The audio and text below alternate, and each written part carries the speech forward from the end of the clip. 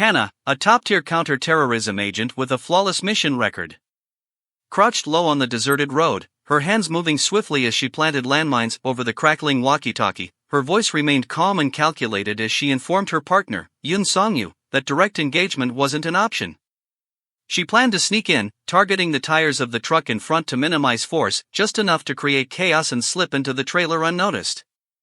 Her partner, Yoon Song-yu, responded with skepticism, asking if she intended to hold up the entire group until Giulio Parenti arrived. Hannah sharply dismissed the idea and laid out her plan with precision. Detonate the landmine when Mesa's vehicle appeared. Then sneak into the trailer under the cover of chaos. And wait for Giulio to show up. She emphasized her minimal force approach, explaining it was just enough to buy herself time to infiltrate the trailer. Yoon Song sighed in resignation, urging her not to die. Hannah raised an eyebrow at his remark, prompting him to admit, somewhat nervously, that he was starting to like her more than he'd expected. Rolling her eyes, Hannah replied with icy sarcasm, calling his comment old and predictable. Yoon. Song laughed, teasing her for being mean before shifting to a serious tone. He updated her on the targets. The first vehicle was 3 minutes away, while the second, a convoy of 5 black SUVs carrying Parenti, trailed 25 minutes behind. Hannah acknowledged the information with a curt copy that. The tension thickened as the countdown began. Yoon Song relayed the remaining time, noting their speed of 70 kilometers per hour. At the final moment, Hannah pressed the detonator, triggering a deafening explosion that engulfed the SUV in flames. Yoon Song's voice crackled through the comms, alerting Hannah that signs of life had been detected inside the trailer. Scanning the area with sharp eyes, she slipped into the container, rifle ready. The door creaked open, revealing 3 armed men. Without hesitation, Hannah fired 3 precise shots, neutralizing them before they could react. But as she reloaded, a 4th attacker emerged from the shadows. Yoon Song's urgent warning came through her earpiece, behind you at 11 o'clock. Hannah spun around, but blood splattered across her face, obscuring her vision. She stumbled, wiping it away. Just as Yoon Song informed her he'd taken care of the threat. Annoyed, Hannah glared at the fallen attacker and muttered a sarcastic thanks. She dragged the corpses aside, clearing the area before asking for an update on Target 2. Yoon Song's reply was tense, 5 minutes away, moving at high speed, with a large collision anticipated. Hannah's eyes widened in disbelief. What? Are they planning to crash into us? Before she could process the situation, a furious voice echoed from inside the container. The driver was yelling about stolen goods belonging to Giulio Parenti, his panic and anger palpable. He ranted about regretting the contract, making Hannah suspect he'd never wanted Parenti's cargo in the first place. Yoon Song's sharp warning cut through her thoughts, collision imminent. The container shook violently as the crash reverberated through the metal frame. Something struck Hannah's head, sending blood trickling down her face. Dazed, she struggled to stay conscious as Yoon Song's frantic voice called out to her. Ignoring him, Hannah pulled out her earpiece and loaded her handgun, her breathing steady despite the pain. When someone stepped into the container, she aimed at the intruder, her hand trembling slightly. If you take one more step, I'll shoot, she threatened. The man didn't flinch. Instead, he stepped closer, grabbed the gun, and pressed it to his forehead. Go ahead. I've been waiting to die. Before Hannah could react, a heavy blow struck her from behind. Pain exploded at the base of her skull, and her vision blurred as she crumpled forward. The man caught her before she hit the ground, lifting her effortlessly. One of his underlings asked what he planned to do with her. The man's lips curled into a faint, sinister smile as he adjusted his grip. Take her with us, he said calmly. I need to see if she's useful. Hannah's vision blurred as she slowly regained consciousness. Her head throbbed, and her body felt heavy, bound tightly to a chair. Instincts kicking in, she assessed her surroundings, her captors nearby. She tested the ropes. But a smooth, mocking voice interrupted her. Looks like you've got quick reflexes, the man remarked, amusement dripping from his tone. Hannah's gaze snapped to him. Giulio Parenti, capo of the Sicilian mafia, a few feet away from her, a cigarette dangling from his lips. His sharp features were illuminated by the glow of the room. Giulio Parenti, she said steadily. Parenti exhaled smoke, studying her with narrowed eyes. And you are? He asked, his voice deceptively calm. Hannah didn't flinch. That's right. I was waiting for you. His smirk deepened. Why? Hannah grinned slyly.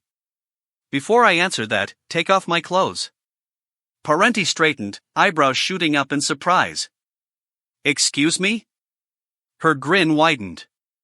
You don't expect me to leave the bathroom looking like this, do you? Look how filthy I am. Parenti grabbed her chin. His thumb brushing her lips in an unsettlingly intimate. He leaned in close, his breath hot against her skin as he murmured, "Who said you'd be leaving here alive?"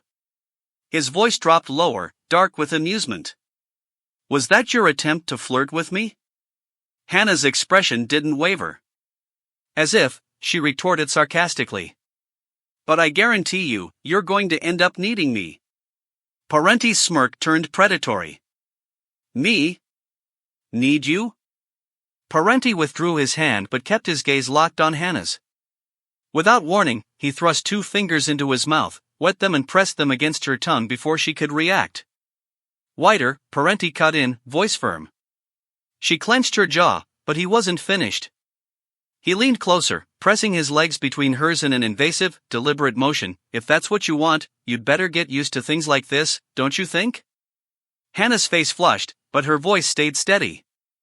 You misunderstood. The door slammed open. Lorenzo, the white-haired man from the container, stormed in, disbelief twisting his features. Giulio. He glared between Hannah and Parenti. I thought you were killing her. What are you waiting for? Parenti straightened, calm but sharp-eyed. I was. She said she came to kill me. Then she started coming on to me. Before I knew it, I was distracted. Lorenzo's eyes widened. Again? Don't tell me you. A sharp look from Parenti silenced him. Fear flickered in Lorenzo's stiff posture. I take it back, he stammered. I was just worried. Hannah's mind raced. Again? Her Italian was shaky, but the meaning was unmistakable. Something was wrong. She needed an opening. While their attention wavered, she twisted her wrists, working the hidden blade against the ropes. Lorenzo drew a gun, aiming at her. I'll handle this cleanly. No, Parenti countered. Go report yesterday's incident. A gunshot cracked. Hannah had freed herself. In one fluid motion, she looped the rope around Lorenzo's throat and pressed his own gun to his temple. Don't move, she warned, voice icy. Parenti smirked, impressed. We did a poor job tying you up. Wouldn't have mattered, Hannah said, tightening her grip. I was always going to track you down.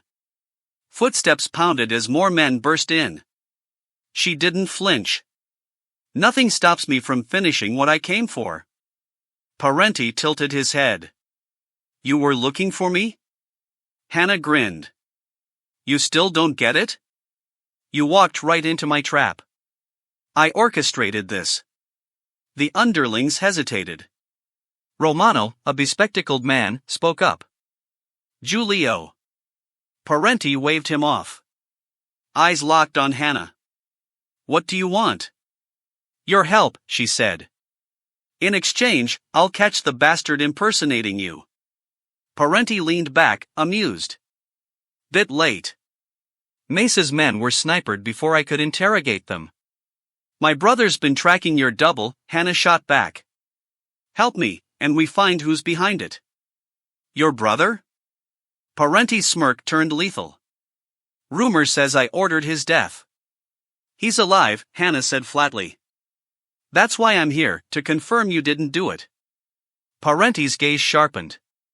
He must mean a lot to you. Hannah's jaw tightened. This had always been the plan, to make herself indispensable. Do we have a deal? She asked, her voice steady. She had orchestrated all of this just to seize Parenti's attention. Now, she needed him to believe she was valuable. If she could convince him of her usefulness, her mission, to save her missing brother, would be one step closer to success. "What do you say?" she pressed again, watching him closely. Parenti stood, unbuttoning his shirt. "First, you get what you asked for." He shrugged it off, revealing a toned torso, then tossed the shirt to Romano. "Bring it." Romano moved with efficient obedience, returning moments later with a crystal glass filled with deep red wine.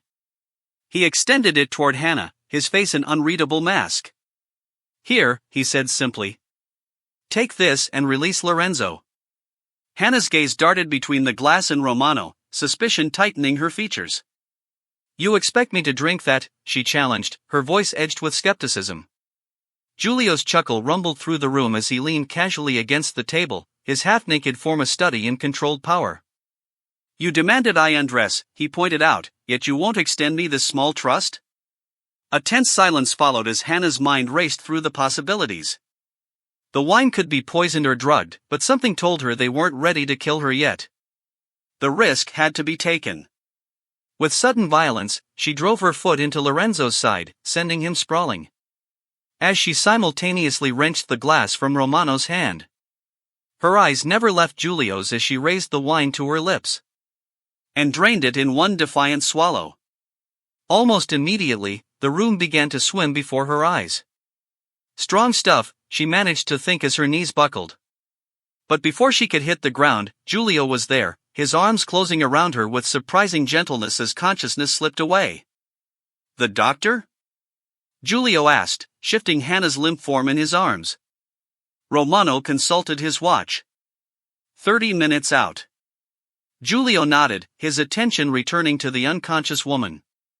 With unexpected care, he brushed a stray lock of hair from her pale face, his fingers trailing down to linger at the pulse point on her neck. "See that she receives full treatment," he ordered, his voice low but carrying absolute authority. "Every last inch of her." The charged silence that followed was broken only by the uneasy shifting of Giulio's men as they exchanged uncertain glances, none daring to voice the questions hanging heavy in the air.